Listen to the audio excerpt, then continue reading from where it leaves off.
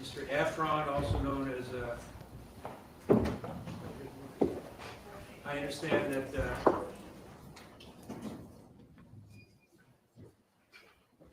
ASAP Relly is going to be called to the stand today. Is that right?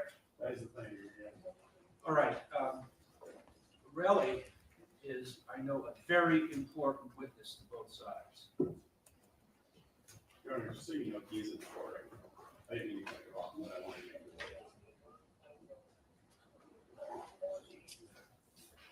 clear. Where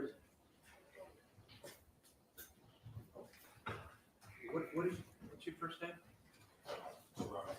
Terrell. That's one R and two L's. EPHRON. All right. Mr. Efron is an extremely important witness to both sides. That's patently obvious. The jury is entitled to know him and about him, consistent with case law and statutory. The parameters of questioning that I am permitting is based on my consideration of a number of factors, including the evidence code, specifically all aspects of evidence code section 352,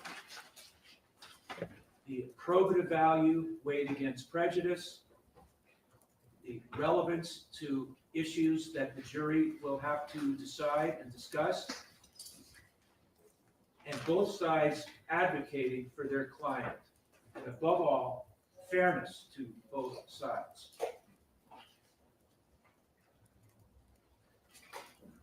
The rulings on what Mr. Efron can be questioned about on direct examination and cross-examination is final, with no input from either side. He can be called, he's been identified as ASAP Relly. He's also been identified as Terrell Efron. Depending on how you wish to address him, you can call him either Relly or Mr. Efron. He is not to be asked any question that asks of him. Oh, and I mentioned, I had told counsel before that they could record what I'm saying now for future, in the future, for later today or any other time. And the people are welcome to also. We have one moment. Oh, yeah.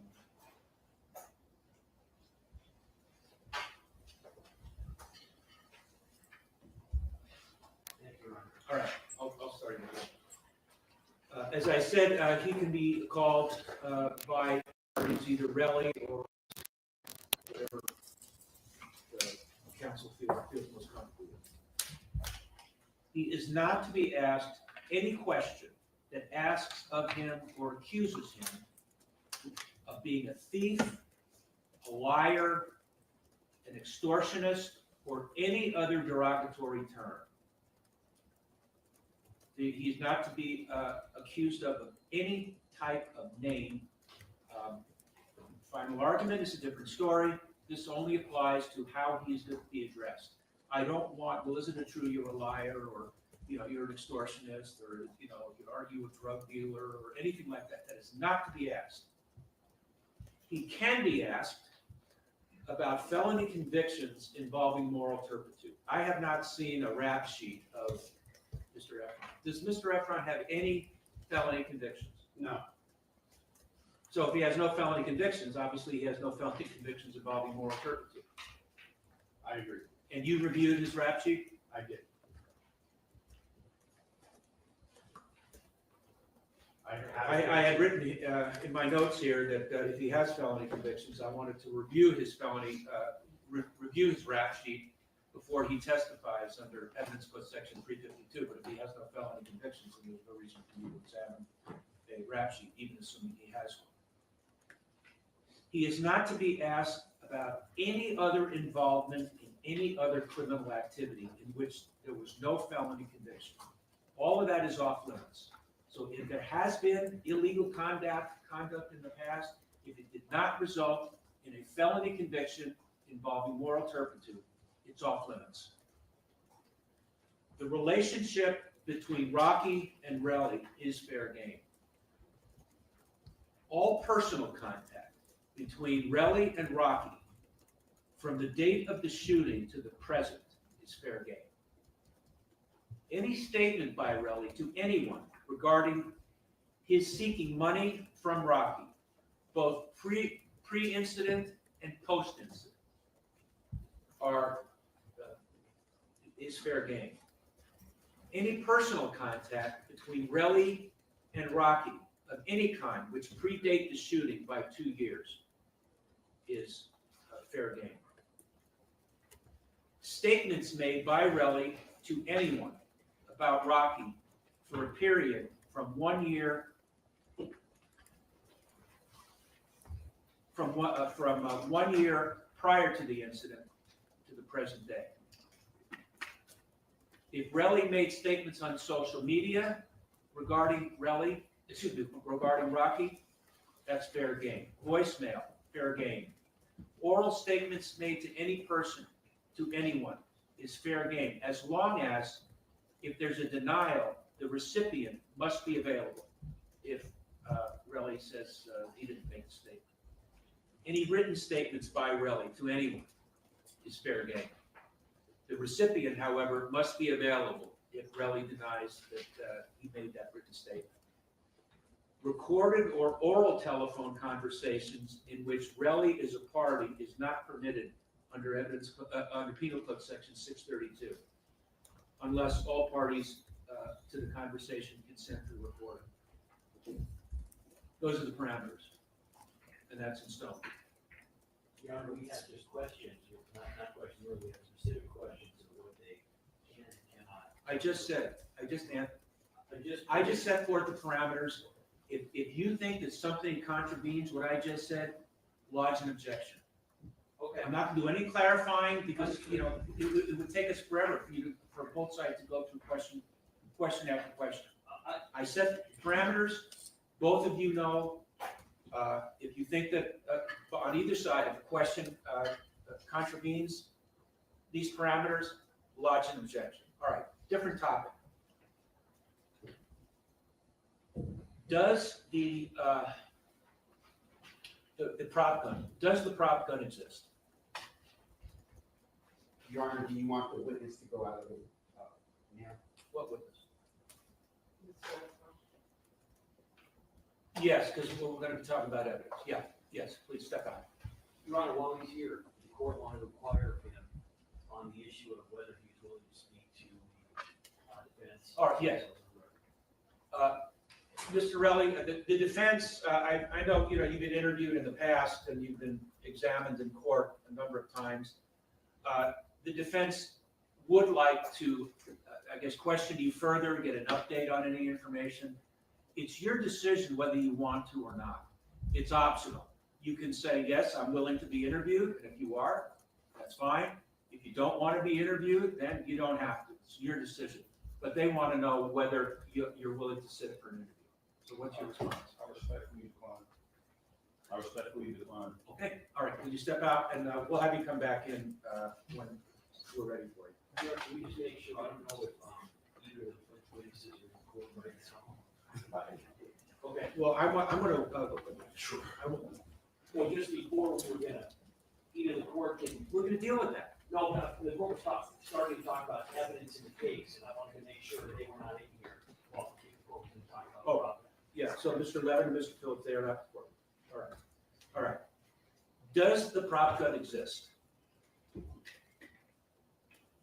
Prop gun existed, yes. Does it exist now? I don't know if it exists now. You're asking, do we have, are we gonna produce it? Yes. No. All right, well, that answers that question. All right, let's deal with Mr. Levin. Is he outside? Yes. All right, can you have him come in?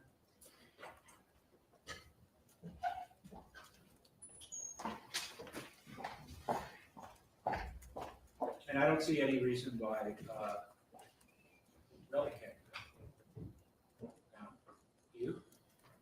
I mean, I think technically, Obviously, we're gonna be asking questions that go to this area. Council, I don't have a problem with being, if council has an objection, I think it would be well. Do you see any reason why he can't be in here? I'm gonna be talking now about Levin and Phillips, so I'm not talking anymore. I don't think he should be here. If you don't think he should be in here, then And I don't think Levin should be here after you're done with me. he doesn't need to be. I just, are you Mr. Levin? I am. What's your first name, Mr. Levin? Louis, L-O-U-I-S.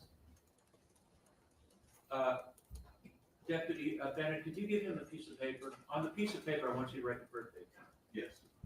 I don't want you to stay in an open court because this is being recorded and, Understood. the public doesn't need to know what your birthday is. Thank you. Once you write down your birth date on the piece of paper, give it to Deputy Bennett. Deputy Bennett, give it to the prosecutors and they can investigate it. Have you done that? I have. All right, Mr. Levin, the prosecutors, they want the opportunity to interview you before you take the stand. It's optional. You can agree to do it, or you can refuse to do it. It's just totally up to you. Were you advised of this? No. All right. These are the prosecutors, and they just want to explore what you have to offer in this case. Are you willing to be interviewed by them? No. All right, step out. We aren't, it would just be advised that the failure to. Oh, yeah, I just want you to know, and Relly will be told the same thing. By refusing, this can be brought out on cross-examination, that you refused to be interviewed by the prosecution, which could impact your credibility. But that's totally your decision. If you don't want to talk to the prosecutors, you don't have to. If you agree to, you can. But I just want you to know of the consequences. I understand that. You still don't want to speak with them? Correct. All right. I'm assuming he can give an answer as to why he doesn't want to. Correct. Yeah, well, if he's asked, Yeah. yes, Okay. of course. If he's asked, if he's confronted with, isn't it true that, we wanted to speak to you and you refused? He'll say yes. And then the prosecution asks, or you can ask, why did you refuse? Sure. If it's touched on direct, it can be touched on, if it's touched on cross-examination, you can touch on it on redirect. All right, step out, please. Thank you. What about Phillips? Your Honor, before we go on to Mr. Phillips, we still do not have, council has never provided the date of the interview with him. How many there were? Would you wait? I have things Oh, okay. in a certain order. What about Phillips? Right. Where is Phillips? He's in New He's York. in New York? He's in New York, but we contacted him and alerted him to the fact. that Okay, you're on- call. Can you call him? Sure. Here you go, Your Honor. Did you get the birth date on Mr. Levin? Yes.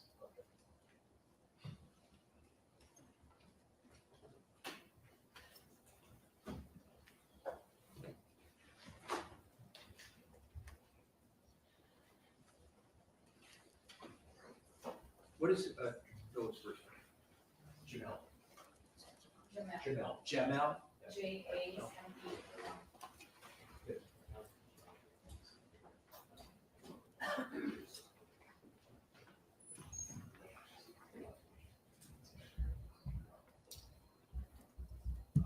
Can you put are you able to put on speakerphone? Yeah, yes. All right, Your Honor, Mr. Phillips is here on speakerphone. All right. Mr. Jamel Phillips?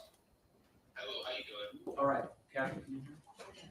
All right, Mr. Phillips, I'm the judge in the case. You're aware of the case, yes? Yes, sir. All right, two things I want to inquire of you. At some point, you're going to be coming to court to testify. You're aware of that? Yes, sir. All right, the prosecution would like the opportunity to interview you before you take the stand, just to find out what you have to offer and what you have to say. It's optional with you. You can either, you can agree to be interviewed, or you can refuse. Are you aware of this? Are you aware of this? Yes, sir. All right. Will you agree to be interviewed or not? No, All right, I want you to know, though, if you refuse, then the jury is gonna know that you refuse to be interviewed by the prosecution, and it could impact your believability or credibility in the eyes of the jury. You understand that? Yes. All right, what I'm gonna do now is I'm gonna have you take an off speakerphone, and the phone is gonna be given to the bailiff. Mr. Phillips, I want you to give your birth date to the bailiff. No one is gonna be able to hear it except her. She's gonna write down your birth date, and she's gonna give it to the prosecution, because the prosecution is entitled to at least look into your background, and part of that is required that you give your birthday. But it is not gonna be broadcasted or publicized in any way. Your Honor, the court also inquires whether or not he has a residence outside of New York, or has had a residence outside of New York. Do you live here in California? No. Do you have a residence here in California? No, not in my name. No. Not what? No. Do you have a residence anywhere beside New York? No. All right, so when you were out here, were you just visiting? Yes. All right, go ahead and take it off speakerphone. All right, and Deputy Bennett, let him know when he's off speakerphone, and then have him give you the birthday.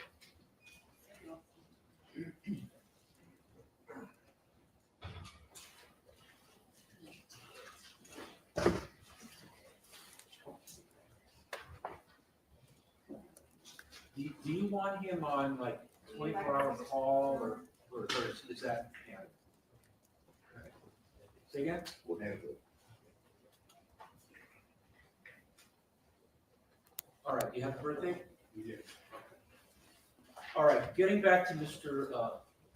Levin, since he's being called as a witness, how many times has he been interviewed by anybody from your office?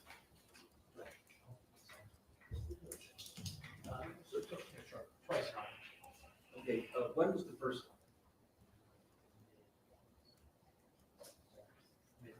it would have been mid-August, Your Honor, Of 24? of 20, And where did the interview take place? in our office in Manhattan. Was the interview recorded in any way? It was not, Who was present for the interview? Mr. Takina and Ms. Manzoni, along with myself. How long did the interview last? I'm trying to recall, Your Honor. About an hour and a half. Hour and a half. And nobody took notes or prepared a written statement as to what Mr. Levin said? No, Your Honor, it was a conversation. I had said that the people are entitled to at least know the sum and substance. Since there's no written recording of what happened, the people are entitled to know the sum and substance of your conversation. So that is to be generated today. We did that, Your Honor, we provided it. Oh, you did? Yeah, the court, if the court recalls, Your Honor, the court made an order that they were supposed to turn over the discovery. Did they? What we originally got was, we got a paragraph saying he was gonna talk about his observations, not what the observations were. The day before we started trial on the 20th, we got approximately a 15-line summary that certainly would not take an hour and a half. No dates as to when the interview occurred, nothing about who was there. By the way, even now, what they're just told the court is, there's an interview in mid-August, they can't even say what date it was. And what they gave us was simply apparently a Right. combination of What's the everything date? we said. I know you know what date it is. So what's the date?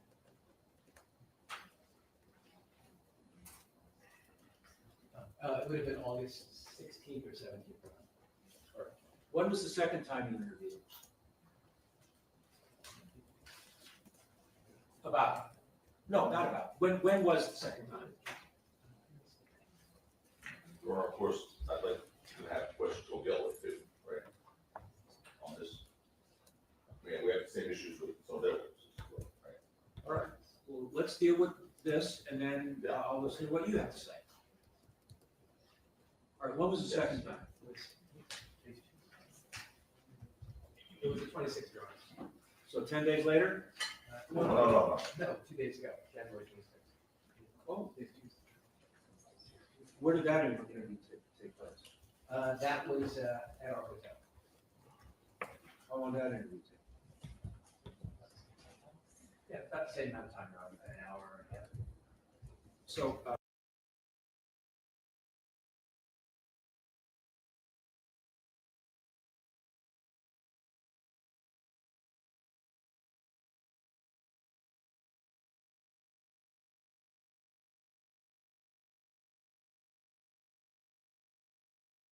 summary of what was said? It was just confirmatory, Your Honor, same substance that was contained in our initial disclosure. Nothing new? No.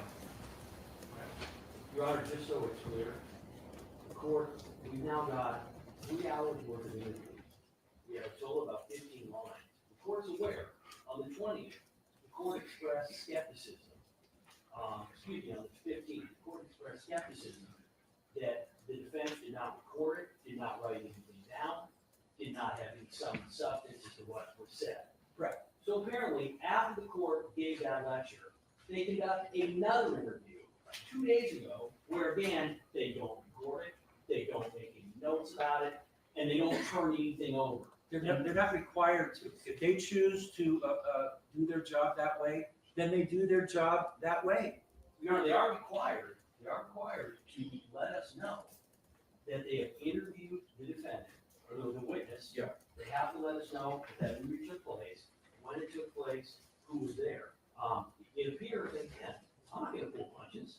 It's very clear what's going on. All right, so what do you suggest? Well, what I suggest is I find it completely disingenuous that we have 3 hours now worth of interviews. We got a total of about 15 lines. Very little detail about what's going on. And so if all of a sudden he ends up testifying to more detail than he gave, and the court already has, because we've sent it, if he ends up testifying to more detail than what he has previously provided in this miniaturized summary, then we've got a discovery violation. Who's gonna be, question? Is that you? I will, Your Honor. All right, are you gonna be going into any subjects or areas that are not covered in what you gave to the prosecution? No, Your Honor. So there is nothing that you are going to ask about that does not fall within the summary. That's correct. Correct. Okay, then I think there's been, I think discovery's been satisfied. Well, at least this point, Right. we can't demonstrate the discovery's not been satisfied because he hasn't testified yet. Does the court really believe that we have 3 hours of interviews and 15 lines? I don't. I have. This is not the first time I've been aware that lawyers don't take notes of interviews. If Mr. Siegel represents to me that no notes were taken, or Mr. Tacopina represents to me that no notes were taken, I have no basis to disbelieve it. Would I do it that way? No, but if they choose to do it that way, that's their choice. He told you, Mr. Siegel just told you, that any topic that's gonna be inquired about is in the summary that you've got. So for now, discovery has been complied with. All right, let's talk about Phillips. When was the first time Phillips was That's what Oh, is one in? We were just talking about Levin. no. 11. We were just talking about Levin, Oh, right? We're not talking about Phillips. All right. When was the first time Mr. Phillips was in? It was a week after we reviewed this letter. All right, around August 23rd? That's right. And where did that happen? In the office, And who was present for that? same circumstances. It's fact, you know, Ms. Lanzoni and myself. And how long did that interview take? Yeah, about an hour, Your Honor. 1 hour? No notes, or no report? No. Did you provide a detailed outline of the sum and substance? We did, at the same time, we provided that detailed assistance. Now, do you intend to go into any areas with Mr. Phillips that are not within the summary that you provided to the prosecution? No, Your Honor. Okay, how many other times did you interview? deposition. That's the only time. That's right. Just so it's clear, Your Honor, we were provided literally with about 12 lines of Mr. Levin's alleged testimony. The issue is not. We're talking about Phillips now. Excuse me, Levin was 12 lines, Phillips was 18 lines. Okay. And I should just add that the issue is not that they're not gonna cover a new area. It's that, as an example, when Mr. Phillips is talking about the actual incident, there's very little information there. It would appear, as the court is aware, the first thing that they said in discovery was that the witness would testify, quote, about his observations during the incident. So they then follow that up with, well, okay, we're now going to tell you apparently a little bit about what he's going to say. So again, Your Honor, this is our concern. Because we've provided with so little of what actually happened, it's not that we're going to introduce a new topic. It's that all of a sudden, these witnesses are going to get on the stand, and the amount of detail they are going to give is going to be completely inconsistent with the minimal information that we'll give. When you add to the fact, and again, they're not required to take notes, but they are absolutely required to immediately after provide, if they're not going to take notes or record, an accurate summary and statements of what the witness has said. So our concern is, we basically were given nothing, almost zero. They're going to get up on the stand after, again, 2 hours for one, an hour for one, 3 hours prior to the other, and they're going to testify in greater detail. That, when you combine that with the prior attempts and not turning over discovery, even after the court's order, leads to the inescapable conclusion that they're not complying with the meaning of the letter and the court's order. So understand the court doesn't have anything it can do now, but the court has been furnished with the discovery they provided. It's not a long read, as I said. I haven't been provided it. It's in, I believe it's in the emails that we have sent. If not, I will give the court a copy, but it's literally on one page for both of them. If I'm understanding you, Mr. Siegel, that any topic that you're gonna cover on direct examination, I'll be Mr. doing, Levin, I'll be doing this, Mr. Phillips. all right. Am I correct in assuming that any question that is asked on direct examination by either counsel, or Mr. Levin and Mr. Phillips, is encompassed in the summary that's been given to the prosecution? Yes, Your Honor. All right, I just wanted to yes or no. All right. And I'd like to say more than one word. Wait. All right. I don't see any other topics to go into. All right, In terms of, on this issue of the total. for now, There's a couple of other issues that people have. The first issue relates to, it's not just the real evidence of profit. We've been furnished with only 2 witnesses at the call. Right. It is our understanding there will be no other witnesses that will be called to testify about the profit. The court's aware. Counsel and I have been asking for days, in emails the court is talking to you, are you planning on producing the gun in this he case? said no. Well, they refused to answer that question the last week we've been asking. They've also not answered the second question, are they now planning, which would be against the court's discovery order, to call any other witness regarding the fraudulent information? And the court please inquire, we've only been told there's 2 witnesses they're calling, plus maybe the defendant. So, any other witnesses that you intend to call or reasonably intend to call? But the only possibility is sitting right to my right, Your Honor, right? So, All right, that so would be- it's either the Levin, Phillips, and Rossi, or just Levin and Phillips. The next issue that we would have, Your Honor, is we want to make sure, there have been times where counsel has asked to approach, but he still wanted to be on the record. Our position going forward is that unless it is something having to do with an issue with the jury, the prior times occurred before the jury was selected. Counsel made certain arguments in open court, then he asked to approach, and he made different arguments, but he wanted to do it on the record. Unless the court orders it, and there's a good reason, the last time this happened, Your Honor, as the court is aware, counsel elected at his request to give a speech that he was very happy with this jury, wanted it to be known that he was happy with the Give a jury. speech to who? You are. Stop, don't interrupt. Okay, fine. You'll have a chance. Oh, I know what he should. You'll do. have a chance. I know Wait what till he's he doing right finishes, then you will have a now. I chance. know what he's doing right Do not interrupt neither of you interrupt the other. He said, I need to say something in open court. And then he made a statement about how they were very happy with the jury. Clearly, it didn't matter to the court. He then asked to approach. When we asked to approach, he said he wanted to do it on the record. On the record. But outside the press, he then complains about jury selection, about a specific juror, etc. We are not going to participate in Mr. Capapina's attempts to manipulate the media. Oh. And again, that ties into the fact that when the case started, I very kindly said to Mr. Capapina, hey, listen, I know you've been speaking to the media before trial. There was no word, you have every right. Are you going to be saying anything once the trial started? He assured me in front of my co-counsel, the response was, John, I would never do that. I won't be saying anything to the press. Meantime, he is speaking, I already sent the court this, he's speaking to TMZ, he likes to say things to the press as he leaves the building.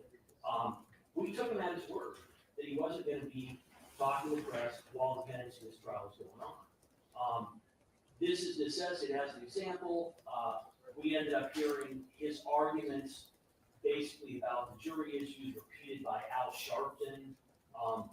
We're not going to try this case in the press. We're going to ask the court at this point to order Mr. Capapina to not speak to the press during the pendency of this trial. Okay, I guess I'll start in reverse. First of all, I'd like him to provide a quote of what I said to the press, because one thing I've never done is speak about the facts of this case since the jury's been out. Never, okay? But I do have here a quote from the district attorney, Mr. Hoffman, who did quote to Extra that he appreciates any time defense counsel is pretty sure they're gonna prevail, but we don't bring cases unless we're very sure we can win those cases by establishing and meeting our burden of proof beyond a reasonable doubt. I believe that when we see the evidence that's going to be presented in this case, we'll meet that burden. So that's their district attorney. Okay, so I should be able to rebut something like that. That's different. That's saying we're gonna win the case, we know the evidence, and we'll meet our burden. I talked about nothing other than potential issues with the jury. I didn't speak about the facts, I didn't speak about Mr. Efron. And I won't do that. Now, the last thing he said was I spoke to TMZ. Again, I defy him to provide to the court what I spoke about, because I didn't violate any order. First of all, there's no order. But I certainly, I know enough not to speak about the facts of the case. By the way, I did an opening statement to the jury. Certainly, I would never say anything outside of that opening statement, but I didn't even do that. I simply talked about the issue with the jury. And the reason I did that is because he just did again what he did the other day. Stood up and said, we're not happy with this jury. Try and get that message back to the jury that we're not happy with them. That is not the case. But, Your Honor, the reason I raised the issue about maybe we would have selected a different jury, or certainly a different juror or two, is because of the late disclosure of the ballistics report after the jury was impaneled. And we have a right to make that record. Doesn't mean I'm unhappy with the jury. So, speaking of disingenuous, we're gonna now get into disingenuous, but I did nothing but protect the record, protect my client. So that's first and foremost. So again, the issue that I spoke about off record was caused by their late disclosure of a report that was generated over a year ago by their lead detective in this case, that Mr. Lewin wants everyone to believe he just stumbled upon 3 days ago. He just stumbled upon 3 days ago. You don't have to whisper, just talk. Trying to get that middle ground there. Just talk in a normal tone of voice. That he just stumbled upon 3 days ago. He made all these accusations about that's disingenuous, I don't believe it. Well, I don't believe that they just found that report from their lead detective who they interacted on a daily basis in this case, 3 days ago.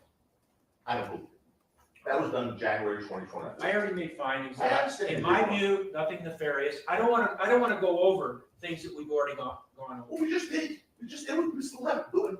He's asking that, that both sides be directed not to make comments to the press. That's what he's asking for now. I'm not poking fingers, I'm not accusing anybody of any unethical conduct. Let's just move forward. Here's what I want to ask. I don't think so. Oh, go ahead. All right, I just listened. Go. Okay. Go. Now, we heard a little about the discovery issues about, this not being enough. I mean, I think this is incredibly detailed when it comes to Mr. Phillips, especially with the videotape. This is really detailed. Tell us what he's gonna observe at the scene, what he's gonna testify to, what he observed at the scene. Putting that aside, Based on what I've heard, I am satisfied, under the circumstances, that both sides have satisfied this discovery rules. so let's, So there's no reason to go over about whether you have complied with discovery. I already found that you did. okay, now I want to talk about Ben. There was a police officer, the first one out of the box, Sergeant Zizzo. Right. The only thing we have from them, because, I assume the rules apply to both sides, right? The only thing we have from them is a two-line email saying we spoke to him on Wednesday. He testified Friday before. We spoke to him on Wednesday, and Jack, you have the email? I have it.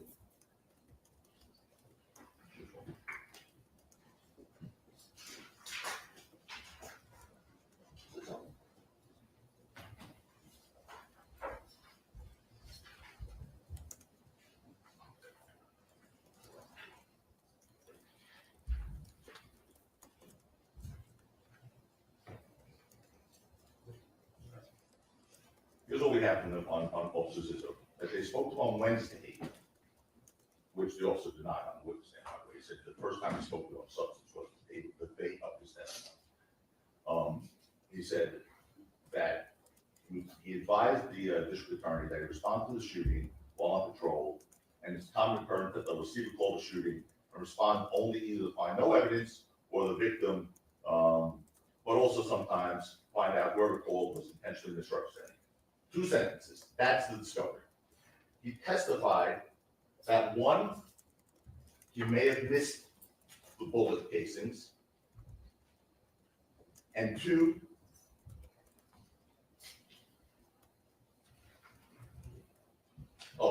he didn't know where to look. 2 sort of important things, and he didn't search the entire street. That was not in their disclosure. Not the disclosure role, but yet I'm being accused of not giving them the right information. First of all, I don't have the date. There's nothing in that disclosure that they interviewed him Friday before this testimony. We don't even have that interview. We don't have that date. We have Wednesday only. The witness said, no, I didn't speak to him on Wednesday. So that was just about logistics. Okay, so before we start casting aspersions, I wasn't going to even raise it, Mark. Just happened. I understand this is trial. But, being that we're now throwing stones, let's pull the kettle black. Let's not throw stones. Well, I know, but they started. So I'm gonna respond. This is a no squabbling zone. Oh, after he swallows. Well, I'm swallowing back. Well, you're a good squabbler. You're doing a good job squabbling. All right. Ugh. Regarding what Sergeant Zizzo testified, did he write a report? He did not write the report, Your Honor. But he obviously was wearing body worn video. That's been provided. That was provided. All right. Years ago. You're an experienced attorney. All of you are experienced attorneys. Sometimes, a witness will say something that is not in a report. That's to be expected. A report is a summary, a sum and substance of what the witness said. It's much more fleshed out when the witness is on the stand. Well, I agree with that. I'm okay with that. I'm not even gonna raise the fact that he said he didn't speak to him on Wednesday and he almost spoke to him. I don't do that. It's petty. It is petty. But I want to make sure that what's good for the goose is good for the gander. That when Mr. Phillips testifies and he says something, a word that's not in this thing, it's not like, you didn't tell that to the lawyers. It's just not right. This is not a transcribed statement. There will be nothing outside the scope of this. But the same way I didn't get anything from them regarding, I may have missed the shell casings. I didn't get a report for that first thing. Again, to be repetitious, I do not find either side has violated any discovery statute or any discovery rule. Regarding the press,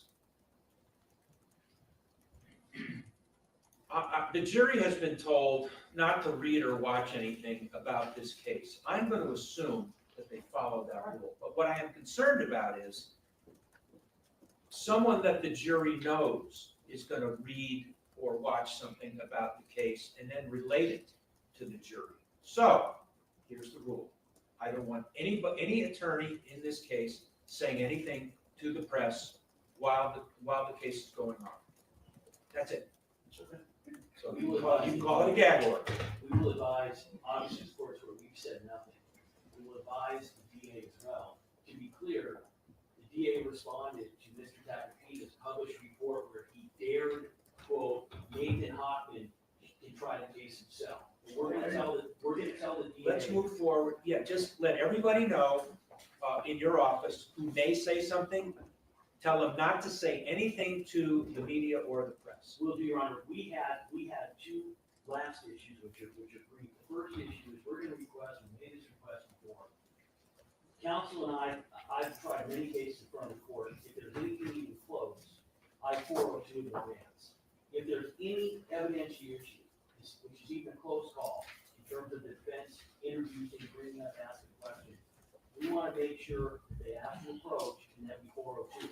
We don't want to be in a position to have to unring the bell. That goes for both sides. Finally, Your Honor, the court is aware. On Friday, it doesn't really matter what circumstances were. Mr. Tacopina literally started screaming at me in the. So again, Your Honor, I have not interrupted Mr. Tacopina's life. As I speak, Mr. Tacopina makes noises. Again, if there's got to be a certain decorum, we're following it. But you can't bring a knife to a gunfight. So we would appreciate, as the court is respectfully instructed, when one lawyer is talking, the other lawyer not interrupt. Mr. Tacopina, as court is aware, started literally screaming at me in the courtroom. He basically appeared to challenge me to a fight. And again, I've been doing this longer than he has. I've not had that experience occur before. I am not going to be treated that way by anybody. I'm certainly not going to be treated that way in a court where I practiced for more than 30 years in front of a judge I deeply respect. He doesn't have to like me, he doesn't have to get along with me, but he cannot be screaming at me, whether on or off the record. The court was here. The court, I mean, everyone heard and saw it. It's not right. So I'm just asking that the court, again, Mr. Tacopina is an emotional guy, that the court advise him. And you are, both of you are zealous attorneys, aggressive attorneys, both of you. We are due to zealous aggressiveness. The court has not heard me yell or scream at anybody. And again, and it's not a request. I'm not gonna take that. All right, why don't we do this? Can I respond? I did not hear you yell. I didn't. Maybe, I did not hear it. If it did happen, it wasn't in my presence. Because you two have, this relationship, why don't you not talk to each other unless it's, on the record, Oh, that's, and then I am involved? that train is still, yes, absolutely, I agree with that. But I want to respond now, because, I can't have it always one way, he makes a record, disparaging remarks, and then I gotta sit here. So, no one screamed, you were right there, Your Honor. What's happened, and Mr. Siegel was with me, is Mr. Lewin comes up with his little scolding, sort of bullying attitude, telling me you don't know the rules here, and we're not doing this right, and you didn't like the opening statement, so on and so forth. So I responded, I don't need a lecture from him, okay? I'm not gonna go into the amount of phone calls I got regarding him and his reputation before this trial started, from lawyers I don't even know, including lawyers inside the district attorney's office currently, okay? I'm not gonna go into it, Your Honor, 'cause I'm not petty. Wait. No, that's then wrong. now you're interrupting him. That- Just that, you were complaining about him interrupting you, you're interrupting him. Don't. I'm not going into it, Your Honor, I just don't want to do that, but please, there was no one yelling, you were right here, there was an argument between both sides, both of us, I agree. That's not gonna happen, because I'm not gonna speak to get off the record, so you're right about that, that's number one. Number two,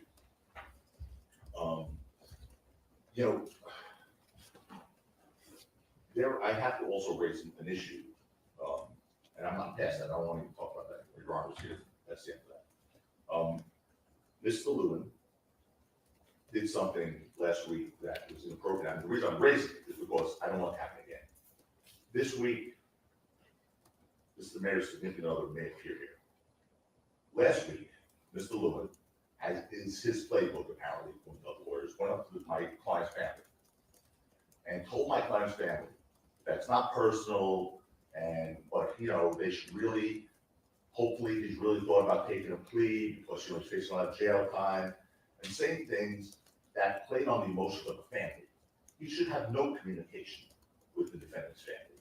I've heard he's done that in every case, that's what I hear. Well, I don't want him, and I want the court to instruct him not to communicate with anyone on this side of the fence. Not the client's family, not the client's relatives, not the client's friends, because it's inappropriate. So, Your Honor, so what happened was, is I walked up very kindly to the defendant's mother and sister, and I said the following: listen, I'm very sorry that you're having to go through this. I have a kid myself, I have siblings myself, I know this must be difficult, it's not personal, I'm truly sorry for what you are having to endure. All right, And then I said as follows: I hope that your brother and your son, I hope that he's really evaluated what he is risking here, because it is a lot. all right, there's nothing that prohibits, At the time. I've heard enough, I've heard enough. There's nothing that prohibits what Mr. Lewin did. You've heard now that the defense does not want you to approach anyone from that side, so don't approach anyone from that side. It's as simple as that.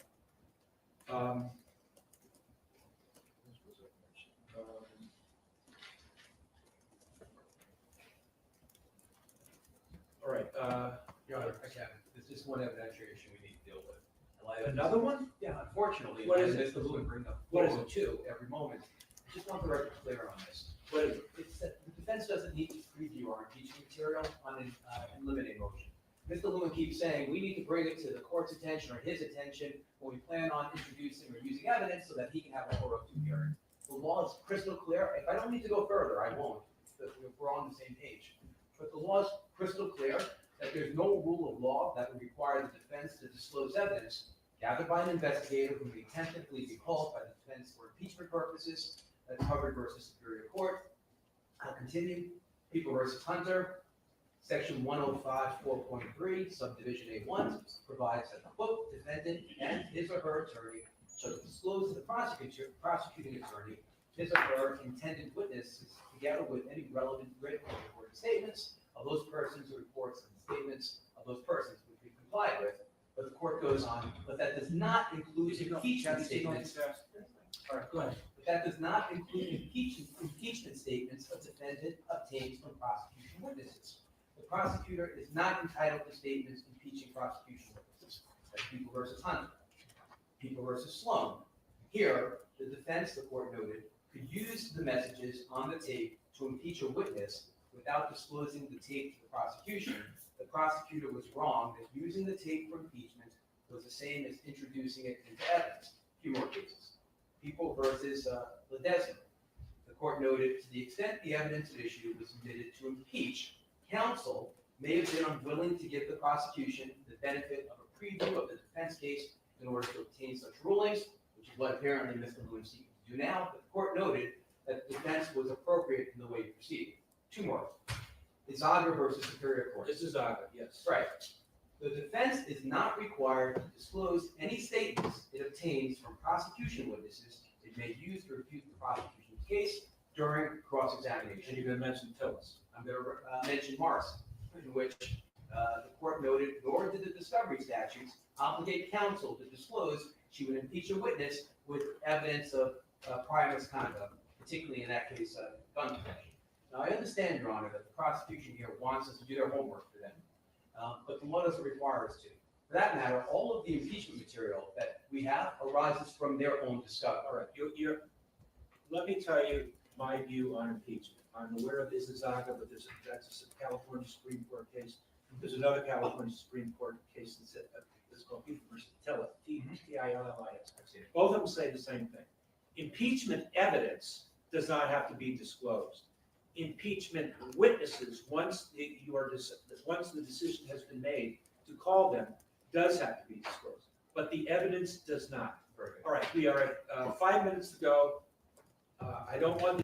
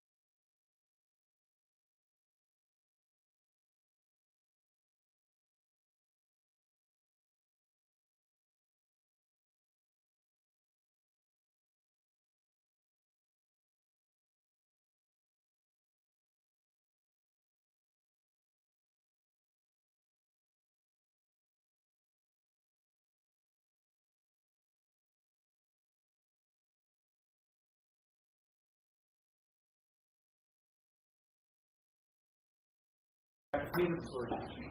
Good morning. Thursday.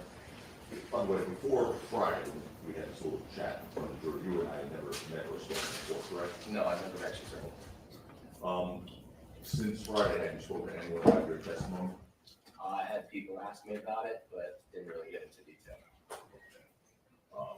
You just speak obviously to the prosecutors. No, sir, we agreed not to in anticipation for that question. There you go. When you say you have people ask you about it, who asked you about it? Coworkers, friends, that sort of thing. Oh, curious people, Sure. but you didn't go into it with that. Again, when you were, just a recap, when you were arriving at the scene of a call for shooting, you looked for victims, right? Correct. Damage to vehicles in this instance, Correct. shell casings. Correct. Now, we put into evidence defense exhibit A. Can you see that on the screen in front of you? Or- This one doesn't work, but I'll turn. Okay, thanks. Anyway, the street shown there in this video is East Del Mar, right? Correct. And the video starts at the end of East Del Mar, closest to Selma, right? Correct. It's right at the intersection. Right. And with the first 15 seconds of that video, you approach a homeless person and ask to be heard shooting. Do you recall that? I don't independently recall that. Okay, let's play that for you.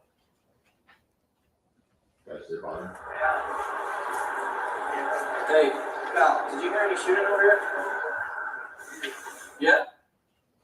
Okay, that's you, right? Yes, on the left side. Okay, you were asking, you said, hey, Al, did you hear a shooting over here, correct? Yes, that was me. Okay. By the way, why was your body cam not on there anymore? I really don't remember. I don't have an answer for that. Your Honor, just for the purpose of going forward here, we have copies of the transcript of this in case we have to refer to that. I have many copies. For the jurors. Alex, could you distribute the transcripts to all of the jurors and, Yes, sir. Do the concept. does anybody at council table need one of these transcripts? We like, we What do are. you think is like, what do you think? No, I don't think so. That's okay. No, we got it. Want me to wait to distribute them? No, distribute. Yes, sir. What do you want this is gonna be? D. He's a boy.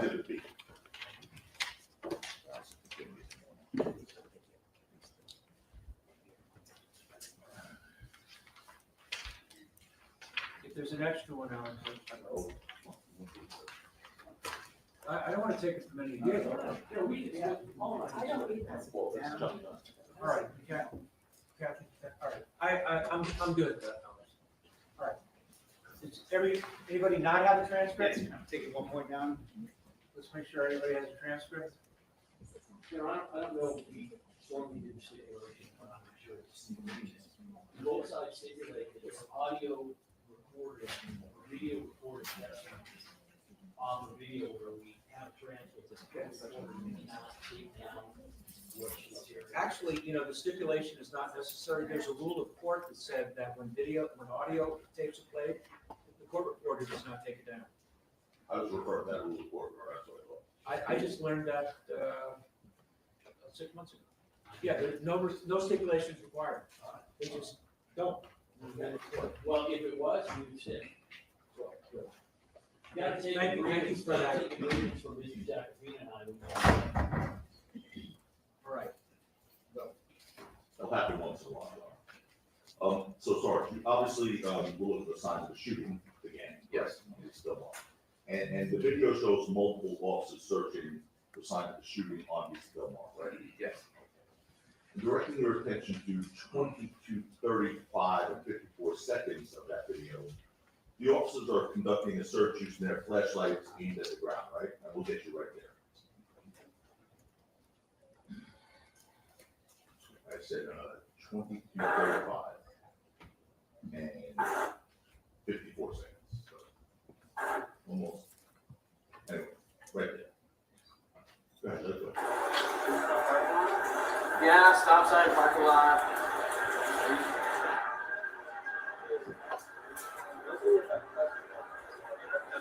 You want to right now?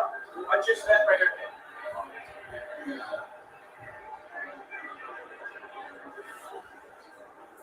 Okay, so what's the make and model?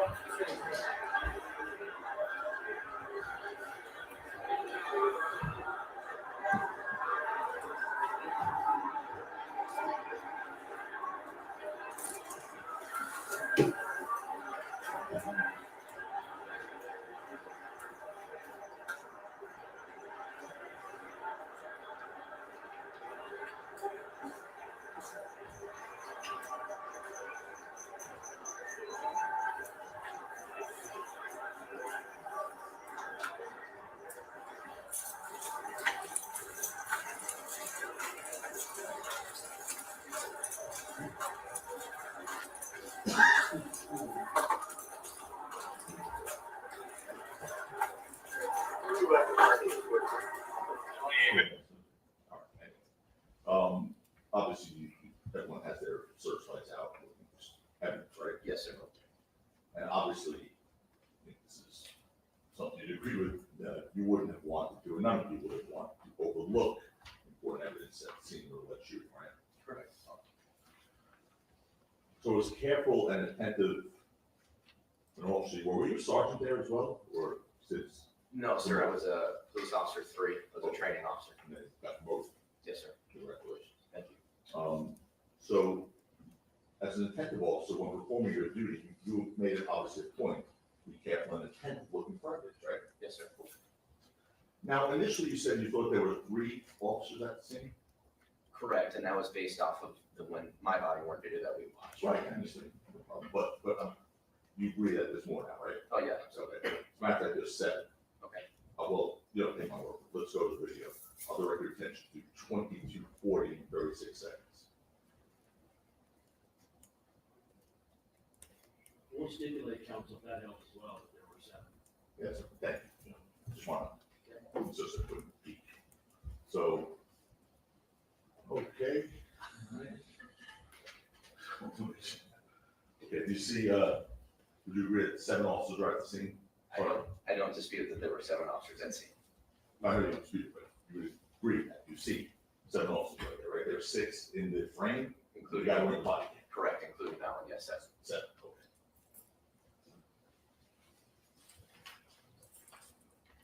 And everyone, to your knowledge, was doing their job when they were at the scene, correct? yes. Direct your attention to 22:37:03 on that video. That's you on Reese Del Mar on the side of the street closest to the parking lot, right? Correct. And we're looking, by the way, for the record, we're looking south towards Selma Avenue, so you're standing on the west side of the street, right? Correct, I'm presently facing west in this shot, but yes, this is south in this camera. And officers are searching that area for evidence of shooting with flashlights, right? Yes, sir. And that is directly opposite, Sergeant, that orange portion of that wall there, right? Well, I'm sorry, what's your question? That, where the officers are, right there, Right. including you, is directly opposite that orange, whatever that thing is, portion of a wall, Correct, right? Which is next to that adjacent lot there, right? yes, A vacant lot, I should say. So that's right across from that orange, whatever, correct? correct. I'd like to show you, these 2 photographs. One is that, but we're gonna put them juxtaposed and put them right side by side. Okay.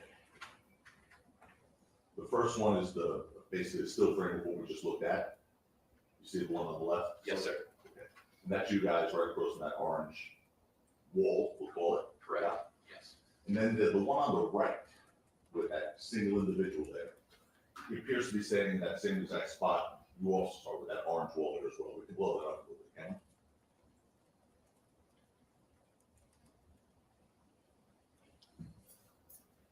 See that, George? See the orange wall on the other side? I see orange there.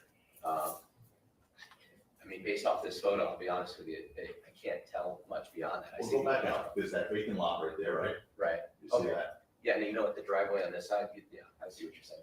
So it's basically where that individual is where those officers are, correct?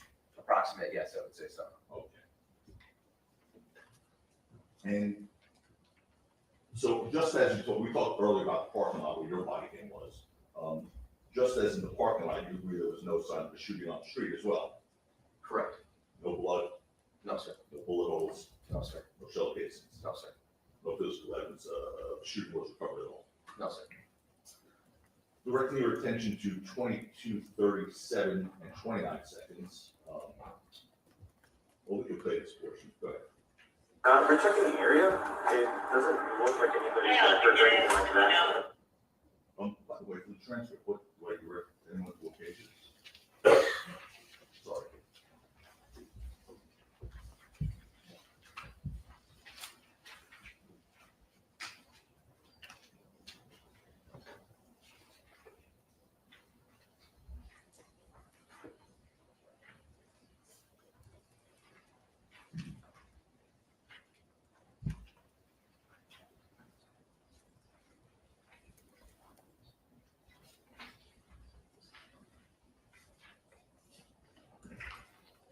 Page 2, line 14 of that transcript, which is defense exhibit B, please. Sorry, do you have one? Transcript? I actually do not. Oh, okay. Sorry, you can't be full. Okay. Sorry, I'll give you this copy.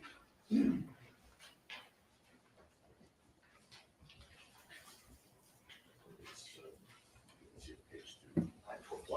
Thank you, sir.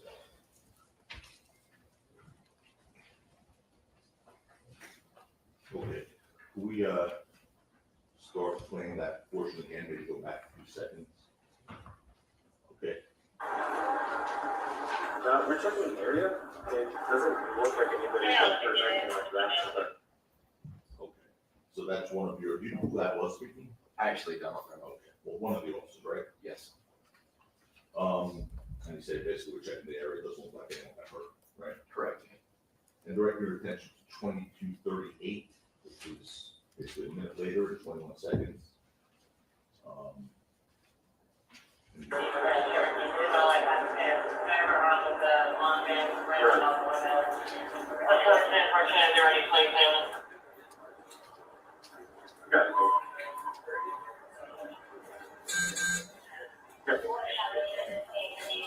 Got it. Got it.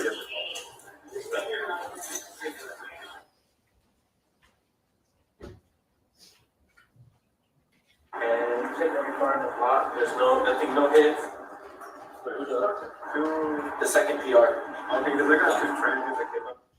This is page 3, Sergeant, and line 4, please. Can you play that portion again, please?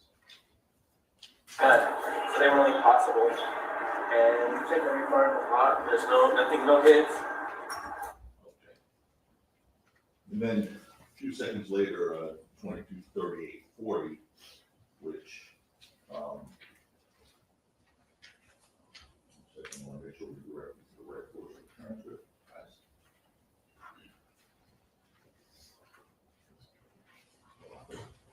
Okay. Next portion, I'll direct to the same page, page 3, line 20. So, line 20. And now we can play that portion. Go ahead. There's no evidence for now. We can, no evidence. Okay. So one of the officers, remember that was speaking, by the way? I did. Who was that? So at the time, Officer John Cook, now Sergeant John Cook. Sorry, okay. He said it's going to be no evidence for now. We have no victims, no evidence, right? Correct. Now, directing your attention, directing your attention to 22:40:04. Last page here, please.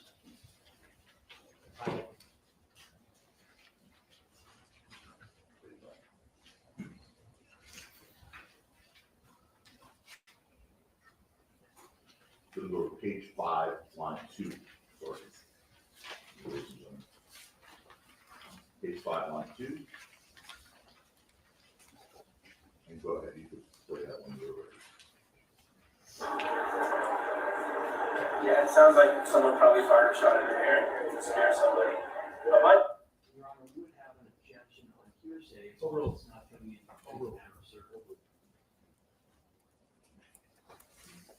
And lastly, direct your attention to 22:40 and 26 seconds, which would be same page, page 5, line 14, sorry.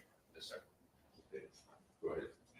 Well, victims as of now, so unless one pops up in the hospital, probably just a warning shot. Yeah, you got it. Okay. Who is that speaking, do you know? That's also, Sergeant Cook? Yes. John Cook, whatever. yes, Again, no victims as of now, unless it pops up in the hospital, probably just a warning shot, right? that's what he said.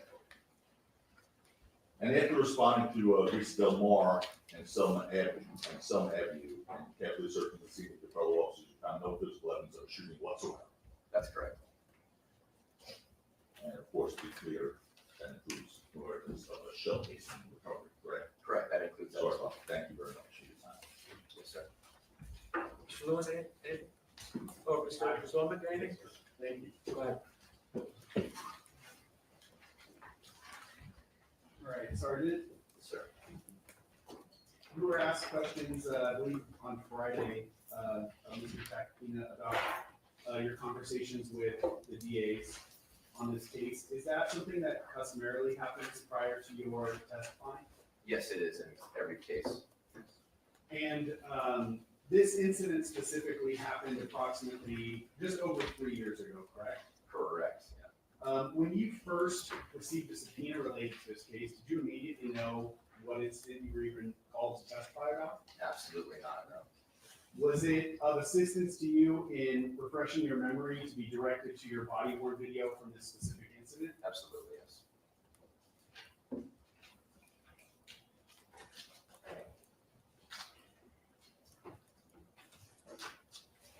In his questioning on Friday and also today, Mr. Takapina asked you questions about searching for shell casings, I believe is how he phrased them. Are you familiar with the term shells, casings, cartridge cases, things like that? Yes, sir, I am. What is your personal background, training, and experience as it relates to firearms? Well, I have the training I received from Los Angeles Police Department. I've also attended various trainings outside on my own time related to firearms training, different weapon systems, marksmanship, mostly related, that sort of thing. In the course of that training that you're talking, have you, can you even estimate how many rounds of ammunition you fired? I cannot. That's a lot. Right. Okay. Over the years, yes. Are you familiar with, just in general, with handguns, the difference between a revolver and a semi-automatic pistol? I am, yes. And in very broad terms, what is the difference between those two types of guns? Well, I think the biggest distinction would be that a revolver operates from a rotating cylinder where it has each individual chambers, usually typically 5 or 6 chambers, where each round, the bullet, sits inside the individual chambers. And when the trigger is pressed to the rear, the cylinder rotates, hammer comes back, strikes the round, discharges the round. Then it continues to rotate. The difference between that and a semi-automatic pistol is all of those rounds are contained in a magazine, and it's magazine fed, so there is no rotating cylinder. Revolvers do not eject those casings the same way a semi-automatic weapon does. Every trigger press with a semi-automatic weapon, a shell casing ejects. And with a revolver, it stays within that chamber, continues to rotate until the weapon is empty, and then you manually eject those casings all at once. So when you were looking for evidence at this scene specifically of cartridge cases being on the ground, that would be in the expectation that a semi-automatic pistol was used, correct? Correct. Because with a semi-automatic, those cartridge cases, once the bullet is fired, come out the side of the gun. Correct, with every press of the trigger. Okay. And is that true of all semi-automatic handguns? That's how they operate? Yes. Have you personally fired semi-automatic handguns? Yes, I have. When you fire, just in your own personal experience, when you fire a semi-automatic handgun, do those cartridge cases always come out in exactly the same trajectory, or do they kind of have a tendency to go in different directions? The different directions. Okay.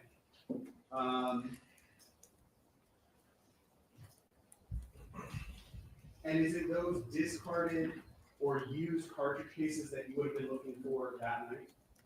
Those are the same ones we're talking about, yes. All right. Just to put a fine point on that, when you searched that entire area, the street, the parking lot, you didn't find any cartridge cases anywhere. No, I didn't. And none of your 6 other partners who responded there with you observed or recovered any either, correct? That's also correct. You were asked questions, or I'm sorry, this, I think you were directed to the transcript, about page 3, lines 4 and 5, where one of your partners says that he checked every car in the lot and there's nothing, no hits, correct? Correct. In your experience responding to crime scenes throughout your entire career where a gun has been discharged, what are the types of damage that you would look for on a car specifically related to a shooting call? Sure, so, flat tires, glass that's been spider webbed, right, or totally blown out, impacts to sides of doors or ricochets off of hoods. These are things that I'm just recalling from recent observations, those sorts of observations. Are some of those observations easier to see than others? Yes, absolutely. Can you describe that for the jury? Well, I think the best way to illustrate that is you have a white 4-door vehicle. It's easy to see the impact where the paint is missing and the metal is bent and distorted. And whereas if you have a vehicle with a darker colored paint job, you might miss it, right? You might not see it.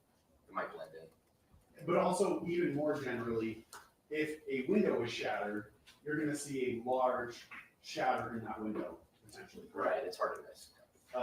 And if a tire is flat, that's easier to see too, correct? Yes, it is. Versus, and I want you to assume for purposes of this that we're talking about the hole from a 9mm chambered round. If you observed a bullet hole in either plastic or metal of a car from a 9mm round, that would be a lot smaller, correct? Comparatively speaking to other larger rounds, yes. And even comparatively speaking to if the 9mm hit glass or a tire, correct? Correct.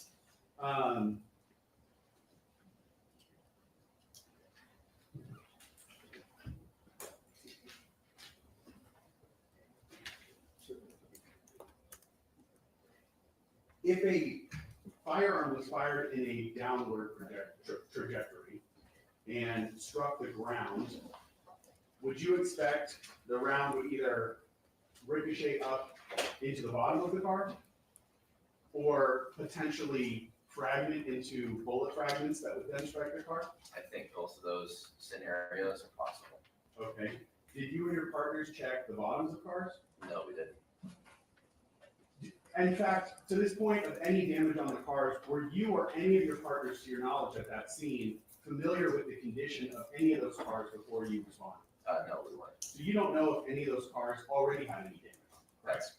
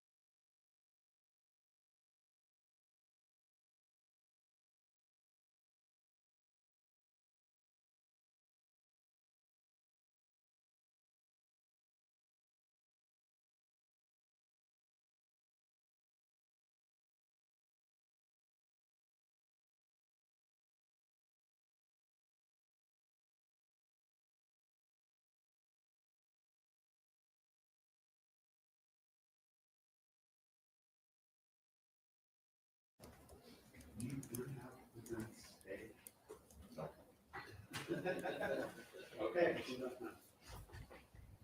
I need that video. Do you have it on a DVD or? Yeah. Oh, I can do it. I can do it on the computer.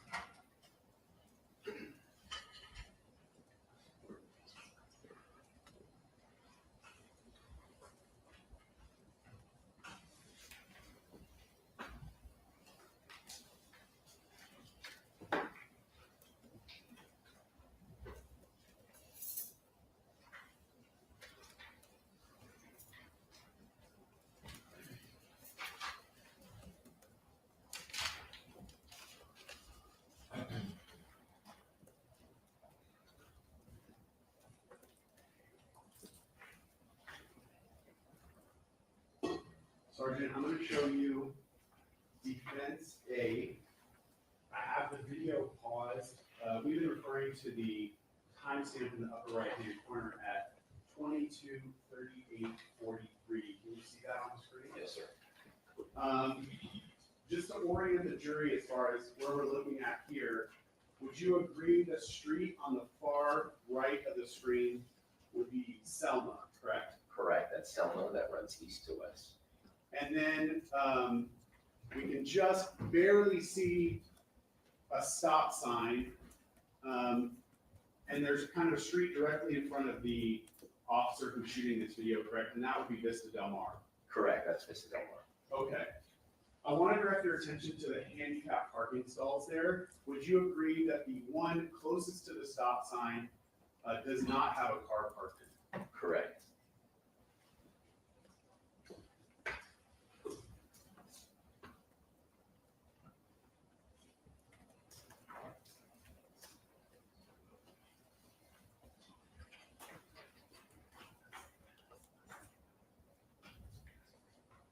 All right. I'm gonna start this from around the beginning. Hey, Cal, did you hear me?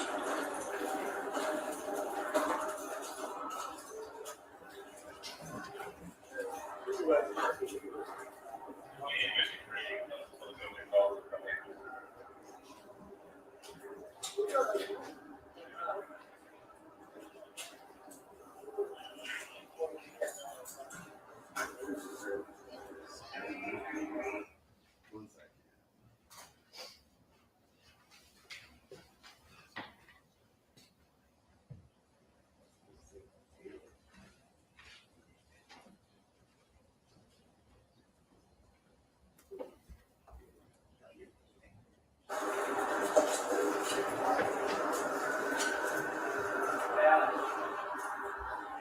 Hey, My apologies, sir. I didn't mark it on the transcript, but I'm not sure where that corresponds to in the video. One second.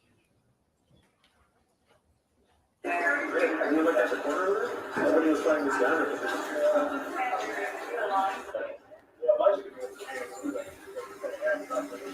So, that's one positive in the hospital. Probably just a warning shot. Yeah, you got it, sir. Do that.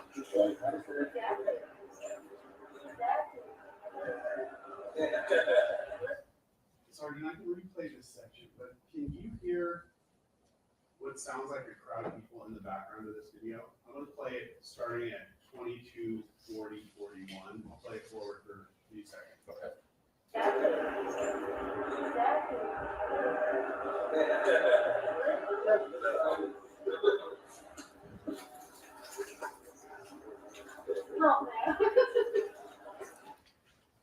Do you hear a number of people's voices in the background? Not officers. Right, it's distant, but yes. Was this a busy area of Hollywood? Oh, absolutely, yes. Okay. Those noises that we hear, would that just kind of be, people in the surrounding areas, out on Saturday night? Correct. I don't have anything else, sir. Just. Sorry. Let's go to, 223708, please, on that same page.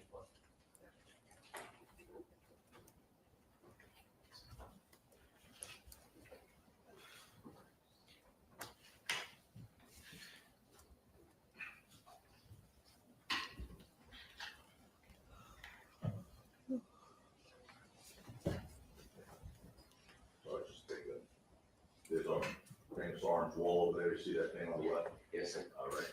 And right across where you guys were searching, where that individual was before, right across there. There's cars right next to that, right? Correct. Okay. Bunch of cars on the other side of that orange wall, right? The rider vans here. Yeah. Yeah. Yes, there's cars on the other side, I'm saying, of that orange wall, across the street where the offices are. Right, correct. Yes, you see those? Yes. Okay. And, okay, you could scoot around if you want. Or? No. We're done. Um,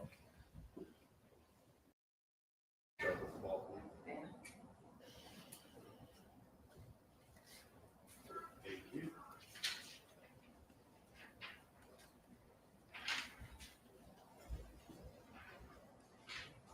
Okay. Let me pull 6 back up. The black mark that you made here is the exact property you're talking about, correct? Now, it appears that directly across the street from the building that you are living in, there's a number of buildings on this corner of our island, correct? Correct. From your vantage point, could you see over those buildings? Yes. Taking you back to People's One, you said you were able to see all the way to Selma and El Centro? Yes.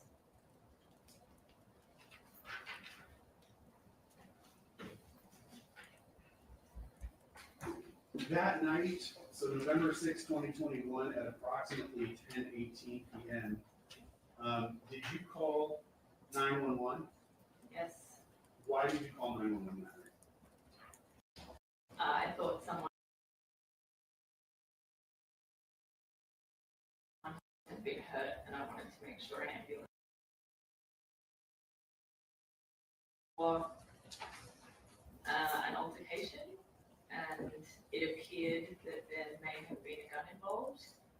So I thought if someone was hurt, I didn't want them to die, if that had been the case. But again, I was on the 7th floor, so. How many people were involved in the altercation that you're talking about? 3.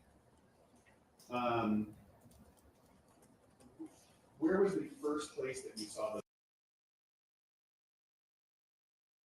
those 3 people, if you remember?